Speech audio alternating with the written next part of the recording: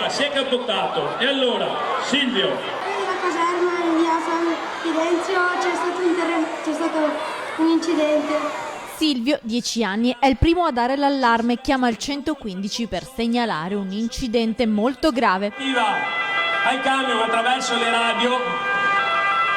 Subito arriva il mezzo dei pompieri per prestare soccorso e liberare la persona incastrata dentro l'auto. Tutto avviene sotto gli occhi sbalorditi di 3.000 bambini delle scuole di tutto il Veneto. Una mattinata a Padova, nel comando provinciale, per vedere come operano i vigili del fuoco. Tra gioco e spettacoli acrobatici si impara ad affrontare le emergenze. Eccolo qua.